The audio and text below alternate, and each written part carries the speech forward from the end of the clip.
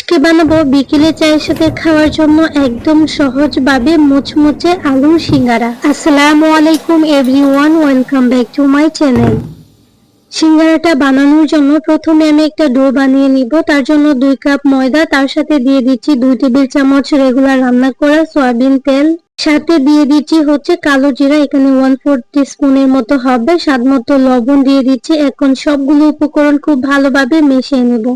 শুকনো উপকরণগুলো খুব ভালোভাবে মিশাতে হবে। শুকনো উপকরণগুলো মিশাতে মিশাতে ঠিক এরকম একটা পর্যায়ে আসবে যখন শুকনো উপকরণগুলো হাত দিয়ে মুঠি দেওয়ার পর ঠিক এইরকম একটা শক্ত দলা পেকে যাবে, আবার চাপ দেওয়ার সাথে সাথে একদম জুরজুরা হয়ে ভেঙে যাবে। তখন আমি অল্প অল্প নর্মাল পানি দিয়ে একটা ডো বানিয়ে নিব। আর ডোটা কিন্তু ঠিক রুটি পরোটা ডোয়ের মতো বানিয়ে নিয়েছি, না নরম না শক্ত। এখন এই ডোটাকে একটা গোল বলের মতো করে নিচ্ছি, উপর থেকে কিছুটা তেল দিয়ে দিচ্ছি, এতে করে ডোটা উপরটা ড্রাই হবে না। এখন ঢাকনা দিয়ে ঢেকে ঢেকে রেস্টে রেখে দিব। এই পর্যায়ে সিঙ্গারার পুরটা রেডি করে নিচ্ছি। তার জন্য চুলায় একটা প্যানে দিয়ে দিচ্ছি সয়াবিন তেল, এখানে 2 টেবিল চামচের মতো হবে। দিয়ে দিচ্ছি 2 টেবিল চামচের মতো বাদাম। চীনা বাদামটাকে কিছুক্ষণ ভেজে নেব। ভাজা হয়ে গেলে এর মধ্যে আগে থেকে কিউব করে কেটে রাখা আলু দিয়ে দিচ্ছি, এখানে 1.5 কাপ আলু দিয়েছি। আলুটাকে আমি কিছুক্ষণ ভেজে নিয়েছি, প্রায় 3 থেকে 4 মিনিটের মতো ভেজে নিয়েছি। এখন এর মধ্যে গুঁড়া মশলা অ্যাড করব, লবণ, মরিচ, হলুদের গুঁড়া, আর এখানে চাট মশলা দিয়েছি, ভাজা জিরার গুঁড়া দিয়েছি। খুব সামান্য মশলাই লাগে, এত পরিমাণে মশলা দরকার নাই। আমি এখানে পেঁয়াজ কুচিটা দিয়ে দিচ্ছি। আলুটা কিছুক্ষণ ভাজার পর কিন্তু আমি এখানে মশলা, আলু কুচি, আদা বাটা, রসুন বাটা, সাথে হচ্ছে দিয়ে দিচ্ছি 1 চিমটি কালো জিরা। এই পুরটা অনেকে অনেক ভাবে তৈরি করে থাকেন, আমি আমার মতো করে তৈরি করছি। আর এইভাবে তৈরি করলে পুরটা খেতে অনেক বেশি মজার হয়। মশলাগুলো খুব ভালোভাবে মেশানো হয়ে গেলে সামান্য পরিমাণে পানি দিয়ে এটাকে ঢাকনা দিয়ে ঢেকে রান্না করে নেব। কিছুক্ষণের মধ্যেই কিন্তু পানিটা শুকিয়ে গেছে আর আলুটা খুব ভালোভাবে সিদ্ধ হয়ে গেছে। আমি একটু দেখিয়ে দিচ্ছি আলুটা সিদ্ধ হয়েছে কিনা। একটা আলু নিয়ে এভাবে চাপ দিলেই দেখবেন একদম আলুটা ভেঙে যাচ্ছে আর আলুটা খুব ভালোভাবে সিদ্ধ হয়েছে। এখন এর মধ্যে দিয়ে দিব ধনিয়া পাতা কুচি, কাঁচামরিচ কুচি, ডালটা অবশ্যই নিজেদের পছন্দ মতো অ্যাড করবেন। এই পর্যায়ে কিছুটা আলু কিন্তু এইভাবে স্প্যাচুলা দিয়ে আমি ভেঙে দিচ্ছি, এতে করে একটু আঠালো হবে এই সিঙ্গারার পুরটা, না হলে তো একদম জোরে থাকবে। অনেকে একদম ভেঙে নরম করে ফেলেন, তবে আমি একটু দানা দানা রাখবো, যার জন্য হালকা কিছুটা ভেঙে দিচ্ছি। তো আলুর পুরটা একদম রেডি হয়ে গেছে, এটাকে একটা সাইডে ঠান্ডা হওয়ার জন্য রেখে দিচ্ছি। এখন আগে থেকে যে আমি সিঙ্গারার পুরটা রেডি করে রেখেছিলাম, আর এটা দেখেন মাশাআল্লাহ অনেক বেশি সফট হয়েছে, এটার উপরে তেলটা দেওয়ার কারণে আর রেস্টে রাখার কারণে।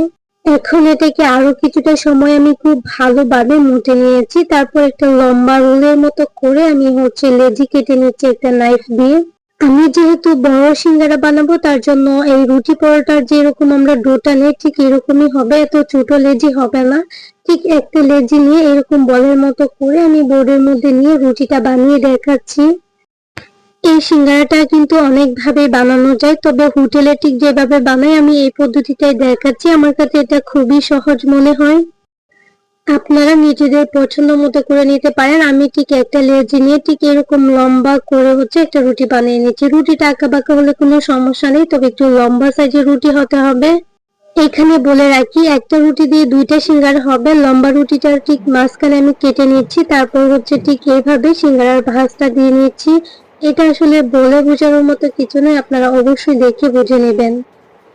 মাঝখানে আমি আলুর পুরটা দিয়ে দিচ্ছি। আশা করছি এই ভাঁজটা সবাই পারবেন।